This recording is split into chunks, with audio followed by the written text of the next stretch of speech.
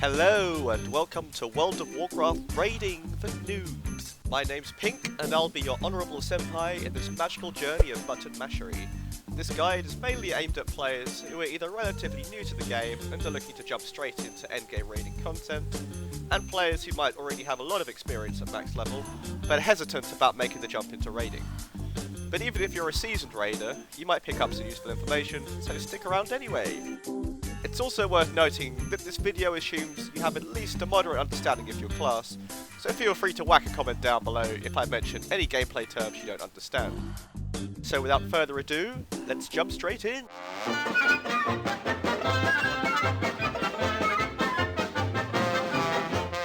Now this is a bit of a tricky question, so I've hired a specialist to give us a comprehensive definition of the term raid or raiding.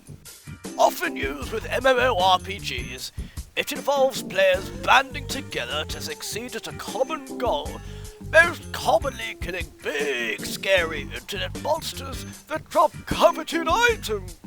It can be used as a noun or verb, noun referring to a specific event, and in verbiage, the act of embarking on that event. A raid in World of Warcraft is an instance containing a variety of spoopy bosses and mobs designed to be completed by a large group of max level players. Just think of them as large-scale dungeons. Raids are released by World of Warcraft developer Blizzard in what we call tiers, with a new tier usually being released alongside every major content patch and expansion. As of recording, there are 19 in total. Generally speaking, the best gear in the game is obtained via raiding, such as tier sets and game-breaking trinkets.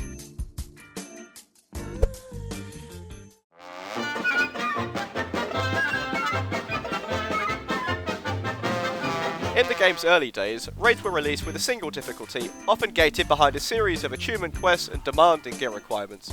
Blizzard have since drifted towards a less hardcore approach, splitting raids into 4 difficulties: normal, heroic, mythic, and LFR is a means of queuing up and accessing the raid in a match-made group, though I'm discounting this as it's more of a tourist mode rather than actual organised raiding. Normal and heroic are the standard raid difficulties. They both feature flexible raid sizes, which means your raid group can consist of anywhere between 10 and 30 players. If a player leaves or joins your group while the raid is in progress, the health and mechanics of the mobs inside will scale accordingly.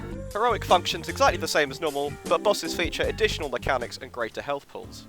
If you don't happen to be in a raiding guild, which is not really recommended, then you can look for or create your own group from the excellent pre-made group finder. Mythic is the hardest difficulty, which features a fixed player size of 20, the restriction of only being able to bring players from the same server as yourself, and bosses that could take hundreds of attempts to kill. Bear in mind that guild groups, and more organised POGs, will often ask you to join a comm server, such as Discord or TeamSpeak.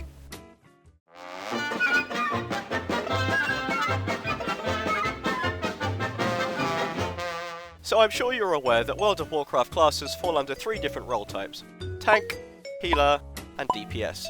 While you're free to bring any amount of any class to your raid, it's highly recommended that you bring a group suitable for the content that you're going to be tackling. A standard raid group will consist of 2 tanks, and an assortment of healers and DPS. As a rule of thumb, 1 healer is required for every 5 players in the group. For example, in a group of 20 players, you'll generally want 2 tanks, 4 healers, and 14 DPS. Some bosses can be made easier with 3 tanks, but it's not a necessity and depends on how your group wants to tackle an encounter. Due to the flexible nature of normal and heroic, it can sometimes be hard to judge how best to compose your group. If it transpires that your group is taking too much damage in a fight, then it might be a good idea to either bring an additional healer or drop a DPS or 2 to ease the healing requirement. Likewise, if the healing your group is receiving feels fine, but a boss is taking longer than it should do to die, then inviting a couple of extra DPS would be wise.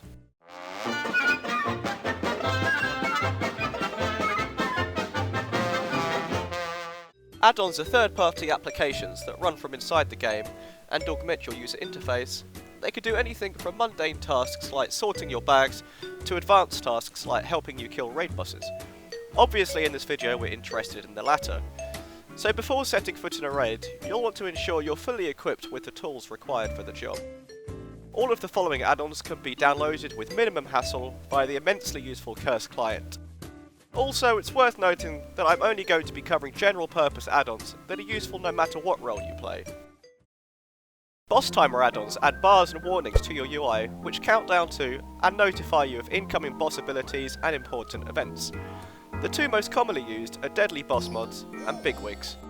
Both are perfect for the job, but Bigwigs lack some of the depth and customization of DBM, though it is more lightweight.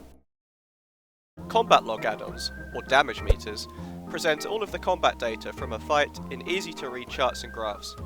Players mainly use these to see how much damage or healing throughput their character is doing, but can be used to view other useful information like how many spell interrupts were performed and how much overhealing was done. The three most commonly used are Recount, SCADA, and Details. Recount and Details display more comprehensive information, but are bigger memory hogs than SCADA. Angry Assignments is a very simple add-on which displays text set by the raid leader in a movable window on your UI. AA is predominantly used for displaying healing cooldowns to be used in a fight, group assignments, and interrupt rotations.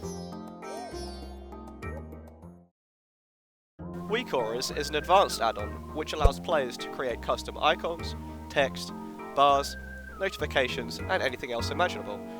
It's a great tool for displaying buff, debuff, and cooldown information clearly on your screen. Auras are also exportable, so they can be easily shared between players. Be aware that some coding knowledge is required if you want to create more complex custom auras. While the default Blizzard nameplates were updated upon release of the Legion expansion, many players still prefer to use add-ons to modify them. These add-ons allow you to customize how nameplates are presented so that mobs are always easily accessible to target. The two most widely used nameplate add-ons are Tidy Plates and Kui nameplates.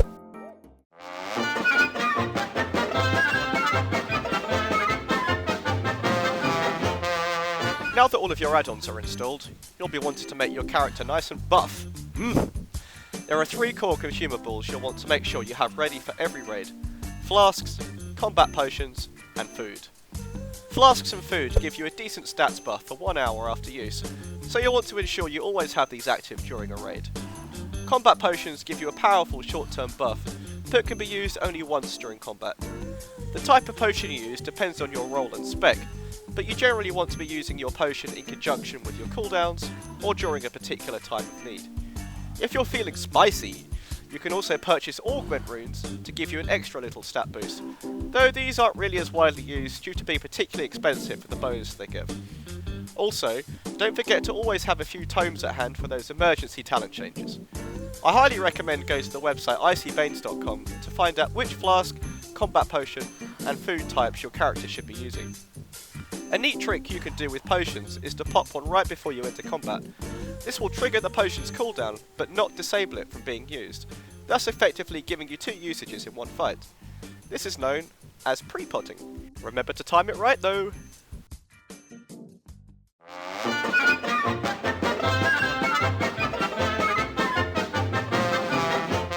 Before raid night rolls around, you want to make sure you're as prepared as possible. Coming properly prepped to a raid can not only drastically increase your personal performance, but can also save your guild many wipes. As a raid leader myself, I can't even begin to portray the frustration of seeing players turn up to a raid knowing absolutely nothing about the encounters. So just drop your raid leader a quick message to find out which fights your guild plans to tackle, and you can begin to swat up. All mechanics for every raid boss are detailed in the dungeon journal, as well as a basic role overview for each fight and all the swag available from the instance.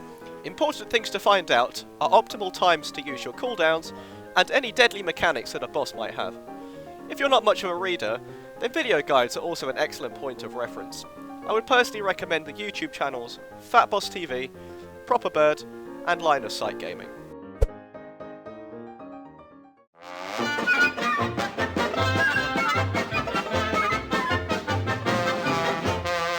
So you've entered the raid instance, popped your consumables, and are now listening to the raid leader explain the strategy for the upcoming boss fight.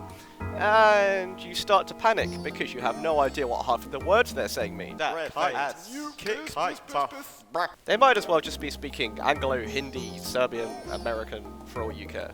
Well, not to worry, let me clear up the definitions of some of the most commonly used terms in raiding. Additional mobs that can spawn within a raid encounter. Denotes the aggressive interests of a boss or mob. Stands for area of effect. damage that's spread out over an area as opposed to a single target. Stands for best in slot, used by players to describe gear which they desire to have sexual relations with.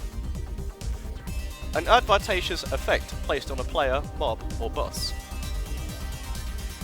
Stands for crowd control, using a loss of control ability like fear or binding shot on a mob. Attacking multiple targets at once, but not AoEing, usually 2 to 3 targets.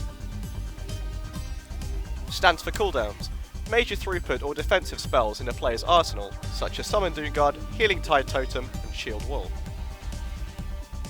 A harmful effect placed on a player, mob, or boss. Stands for damage over time, a spell which deals its damage to the target over a period of time. Stands for damage per second, a method of measuring one's genitalia via their damage output. Stands for heals over time, a spell which heals the target over a period of time. Stands for heals per second, a method of measuring one's genitalia via their healing output. Spell interrupt. Dictate a mob's path by getting it to follow a player. Describes the abilities and behaviours of a boss.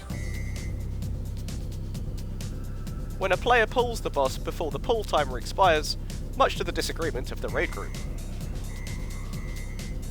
Damaging a target with utmost urgency. A section of a raid encounter. Stands for pickup group. Describes a group comprised wholly or partly of strangers, either via Blizzard's matchmaking system or player-made groups. Starting a cast before the pull timer expires so that it lands on the boss as you pull. The act of engaging a boss or mob in combat. Abbreviation of Resurrect.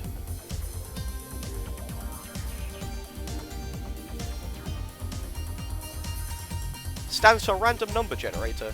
Describes something that has random behaviour, often as an excuse for poor performance. Command for telling a group of players to keep away from each other. Command for telling a group of players to stack up on each other.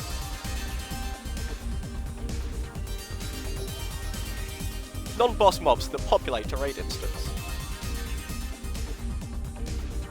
Did I leave any out? Let me know in the comments below.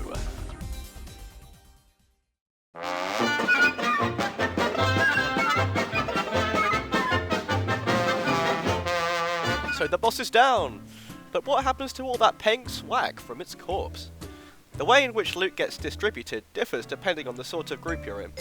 The two most widely used methods are personal loot and master loot. Personal loot provides each player within the group a chance to directly loot an item from the boss's corpse. This is set as the default loot option when you form a group, and is usually used by pugs and casual guilds who aren't interested in optimizing loot distribution. Master loot is an option available only to organised guild groups, allowing the raid leader to assign one person within the group to be the master looter. When this loot option is selected, a variety of items will be available after a boss is downed, which the master looter can then distribute. It is also worth noting that since the Mists of Pandaria expansion, players have been able to purchase items called seals, which provide you with an additional role on a boss's loot table after downing it. It's worth saving seals for bosses that drop powerful upgrades for your character, such as trinkets and tier set pieces. Thanks very much for watching, guys.